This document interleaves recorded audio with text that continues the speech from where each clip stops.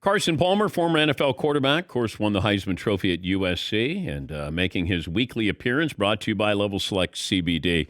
Carson, good morning. What should we have been looking for with Jordan Love yesterday? Well, the Packers organization has a massive decision to make, as we all know, at the end of this season, and that was the worst case scenario. I mean, all Jordan had to do was go out and complete 20 of 32 passes for 250 yards and 2 touchdowns.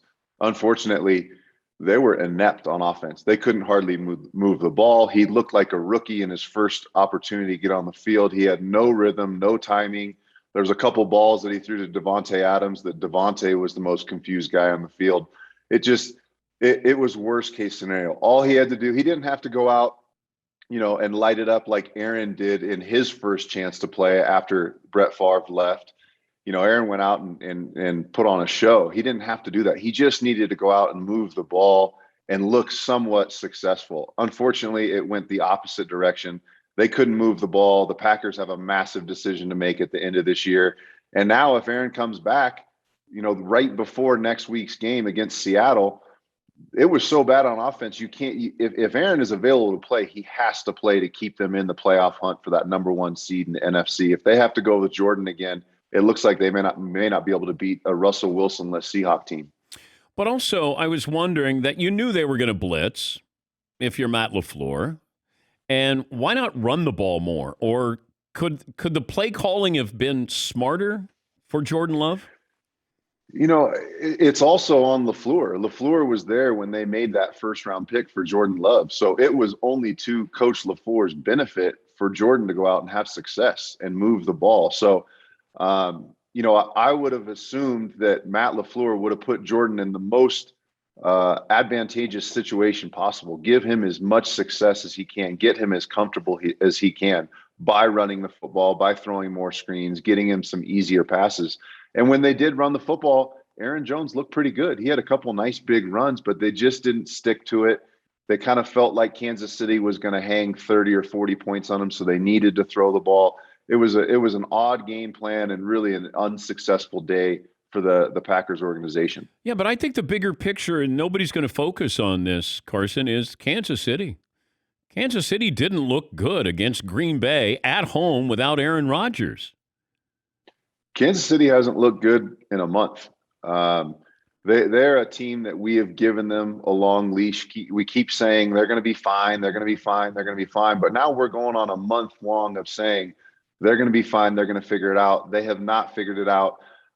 There were opportunities to run the ball where they just needed to be a little more consistent with the running game. And they had some success early, but they just keep wanting that big splash play, that big long play to Tyreek Hill, that big long completion to Travis Kelce. They're not getting him. Kelce, you don't know what's going on. There were some dropped passes. He was jumping off sides left and right. He doesn't look like an established veteran. He doesn't look comfortable. Mahomes doesn't look comfortable. I think there's definitely reason to be concerned in Kansas City. But we're starting to see defenses almost look at a blueprint against Kansas City, and it felt like Denver's defense did the same thing against Dallas.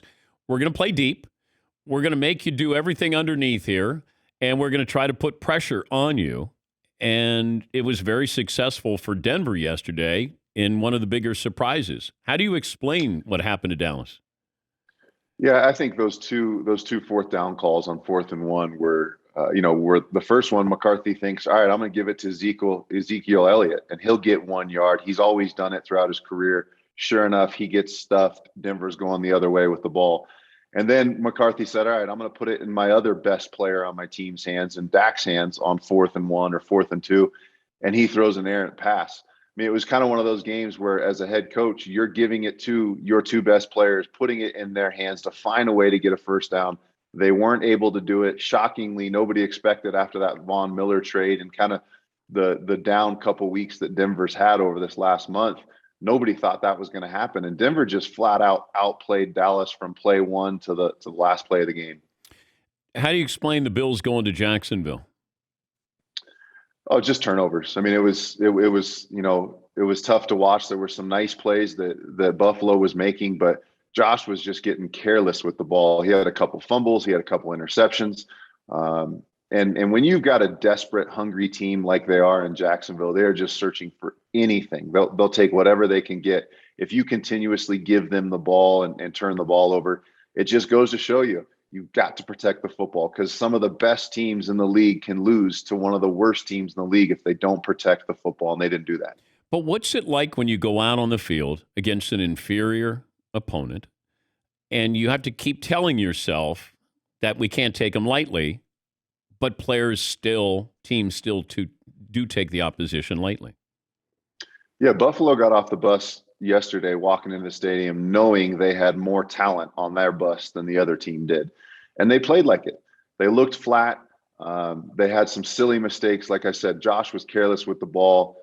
And Jacksonville, their key marquee players, Jacksonville's Josh Allen made plays. He had a sack, he had a fumble recovery, he had an interception. You saw Trevor Lawrence making some really nice plays. The 5-star players in Jacksonville played like 5-star players. The elite players in Buffalo did not play like the 5-star elite players that they were. I think midway through the fourth quarter, Stephon Diggs had 2 or 3 catches. I mean, it was just one of those days for Buffalo. They need to forget about that. They need to wash their hands of it. They need to learn from it and move on. Talking to Carson Palmer, former NFL vet, joining us courtesy of Level Select CBD. Baker Mayfield spread the wealth. He had 14 completions to 8 different receivers. They ran the football, played some pretty good defense here. Are they better without Odell Beckham with what they want to do offensively? I think they are. I mean, when you are a young quarterback like Baker is, and you have this almost an icon in Odell Beckham, that's a weight on your shoulders that you have to carry. That is something in the back of your mind as you're calling the play in the huddle and you're scanning the huddle and you see Odell's eyes. You naturally know, okay, I got to find a way to get him the ball. I got to keep him happy. I got to keep feeding him. Even if the coverage doesn't dictate the ball going to him, I need to get the ball in his hands. But did you go through this at Cincinnati when you first got there of keeping somebody happy? All the time. I mean, I had Terrell Owens in one side of the huddle and Chad Ochocinco in the other, and I knew that both of those guys, I mean, the receiver position, you can feel non-existent if the ball isn't in your hands. If you're just consistently running routes and turning and watching and seeing the ball go to other players, you can feel like you're never part of the game. And certain players like Odell, like Chad Ochocinco, I knew from a mindset position, I knew I needed to get the ball in Chad's hands. I knew T.O. needed to touch the ball at some point in the first half, probably the first quarter. That's the same thing with Odell. He's a rhythm player. Once he gets in a rhythm, he gets harder and harder to cover, but he needs the ball in his hands to get in that rhythm. And you just watching that game yesterday, you just felt like this massive elephant was off of the back of Baker Mayfield. I mean, he had so much mental energy over the last 2 years trying to think of ways to keep him involved in the game plan and get the ball in his hands. And you just saw them let it loose. I mean, they had big play after big play. I mean, Peoples had the 70-yard reception. Chubb had a 60 or 70-yard run.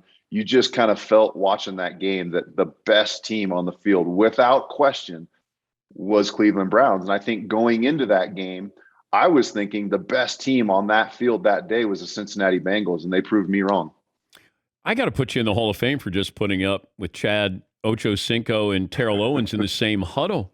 Like, who was tougher? I loved it. I mean, it was constant comedy in practice, and there was some highs and lows and ups and downs, but that's the game. But hearing those two guys tell you while you're calling a play that I'm open. I'm like, dude, we're calling a running play. Relax. We'll get you on the next one. But yeah, I mean, those two mouths and those two trash talkers were a lot of fun to play with. But how did it get to the point where it was disruptive to the team? That they wanted the ball all the time? No, and the reason it wasn't was because those two guys practiced as hard as any other player on the field every single day. I mean, T.O. was a workhorse. Chad would go from the number one offense practicing against the number two defense to when the number two offense would go in, he would sub himself in to get extra reps against the ones. So, I mean, when you have some guys that have those kind of egos and those kind of personalities, but they show up to work and they work their butt off every day in practice, you let all that other stuff go to the side because they set the standard in practice. When your best players and your biggest egos work harder than everybody else, that's a good situation to be in. Would you want Odell Beckham? I would, because he's the kind of guy you can throw a slant to and he can go 65 yards. Now, he needs the right pieces around him. He needs the right play caller, the right head coach, the right receiver coach. I mean, there's a lot that goes into controlling and being able to be successful with that type of player on your team. But from an ability standpoint, there aren't many guys that can run the routes that he can and make the plays that he can. So I would take him. We had Ben Roethlisberger on last week. He sounded relaxed, like everything's good. Doesn't know how much longer he's going to play, but feels like he's in a good spot there. Do you think, I don't know if Ben is still, he had a good year last year, which people forget about, but is he still a formidable weapon in the NFL? Well, he's definitely lost some velocity on the ball. He's lost some pocket movement. He's lost some agility and ability to extend plays, which is what his forte was. I mean, that was what he was so great at. But he's an absolute. He's a winner. I mean, he finds ways to win games, and he may not have it velocity wise. He may not have the deep ball that he used to have, but he's still good enough to win games for you. And they still are good enough on defense that defense can keep their offense in games where it's close enough where you just give Ben one drive. He needs a field goal. He's down by 2. He needs a touchdown. He's down by 5. He's good enough to win a game at the end of the game, which at the end of the day, that's all you need in this league. But there's no doubt. I mean, it's the clock is ticking. His body is definitely looking like it's 38 years old. But he's still Ben Roethlisberger. He's got Super Bowl championships. He's been in big games. He's been in that moment. He's trying to win one last one on his way out the door. I just don't know if they're good enough offensively, if the weapons he has around him are good enough to get them one more Super Bowl win. I don't know who to trust in the AFC right now, because I think the Titans have proven to be the best team considering who they've defeated. I just don't know if people would buy into them as the Super Bowl favorite right now. So who would you say that's the team to beat in the AFC? Yeah, not without I'm blanking on his name. Derrick Henry, the running back. No, not without Derrick Henry. I mean, that game was an anomaly last night. I mean, there were some weird things that happened special teams wise. Before you knew it, they were up 21-3. Adrian Peterson is a great option to have right now, but he is not Derrick Henry. That team is built upon Derrick Henry's shoulder. So they probably aren't the best. I still think, even though that game was really, really ugly in Jacksonville yesterday, I still think Buffalo's probably the favorite. They've got the best defense. But at the end of the day, that was a field goal kicking fest. They defense did not lose the game. Offensively, they couldn't hold on to the ball. But you can see Josh Allen. He is up and down. When he is hot, it is red hot. When he's cold, he was stone cold yesterday, but they were still in the game. They still were just a field goal away. So the AFC is funky, no doubt, but I still think Buffalo's the team to beat in the AFC. Great to talk to you as always, Carson. We'll talk to you next week. Sounds good. Thanks, Dan. That's Carson Palmer, weekly appearance during the NFL season, brought to you by our friends at Level Select CBD. Looking for next level relief, levelselectcbd.com.